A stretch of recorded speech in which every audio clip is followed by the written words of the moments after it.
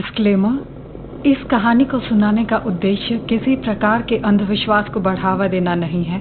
कृपया इसे केवल कहानी के तौर पे सुनें और एक कान से सुनकर दूसरे कान से निकाल दें। तो आज मैं बताने जा रही हूँ एक जगह के बारे में जो दिल्ली की सबसे हॉन्टेड जगह में से एक मानी जाती है। ऐसा माना जाता है कि इस जगह पर एक चुड़ैल की आत्मा का वास है और इस जगह का नाम है भूली भटियारी महल।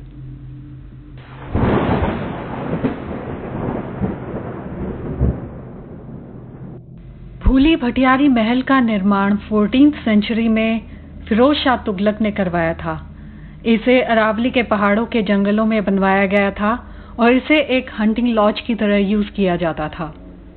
कुछ लोगों का मानना है कि तुगलक के शासन में एक सूफी संत हुआ करते थे जिसका नाम था बल अली बख्तियारी और इस जगह का नाम उसी संत के नाम के ऊपर रखा गया है।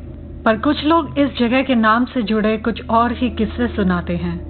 सर सैयद अहमद खान ने अपनी किताब असर उल सनदीद में इस जगह से संबंधित 2 लेजेंड्स का जिक्र किया है।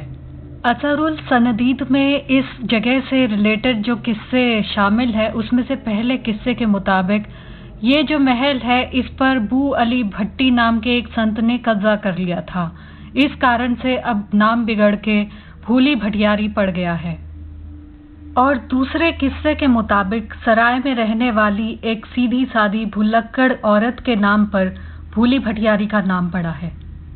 इसी कहानी से मिलती जुलती एक और कहानी है कि यहाँ पे राजस्थान से आई एक भटियारी ट्राइब की औरत जिसका नाम भूरी था, वो यहाँ पे रास्ता भटक गई थी।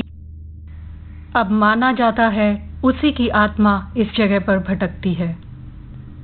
एक और कहानी इस जगह से जुड़ी है और वो ये है कि फिरोज शाह तुगलक की एक बेगम ने फिरोज शाह के साथ विश्वासघात किया था, जिसके कारण फिरोज शाह ने उसे उम्र कैद की सजा दी थी और इसी महल में कैद करके रखा था। ऐसा माना जाता है अब उस बेगम की आत्मा यहाँ पे भटकती है। किस्से और कहानियां तो इस जगह के बारे में बहुत हैं, पर खास बात यह है कि इस जगह पे रात तो क्या दिन में भी लोग जाने में डरते हैं। हैरानी की बात यह है कि करोल बाग जैसी भीड़ भाड़ वाली जगह के पास होते हुए भी ये एक वीरान जंगल में स्थित है। करोल बाग के एक बग्गा लिंक से एक रास्ता इस महल की ओर जाता है। भूली भटियारी महल में सूर्यास्त के बाद जाना मना है और शाम होते ही उस रास्ते पे बैरिकेड्स लगा दिए जाते हैं। रास्ता इतना सुनसान है कि आदमी देख के ही डर जाए। बहुत से लोग जो यहाँ घूमने गए हैं उन्होंने यहाँ पे नेगेटिव एनर्जी का प्रेजेंस फील किया है।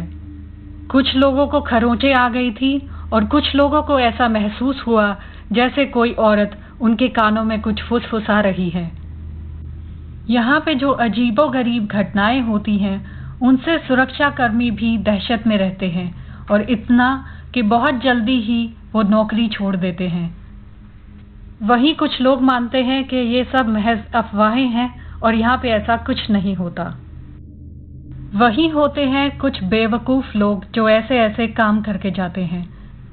इस फोटो को ही देखिए, मोंटू लव्स शांति। ये भाई साहब अगर यहाँ पे अपना नाम ना लिख के जाते तो इनका प्रेम अमर नहीं होता। गनीमत ये रही कि चाहे वो भूली हो या फिर वो बेगम, उनको इंग्लिश नहीं आती, वरना तो मोंटू की खैर नहीं थी।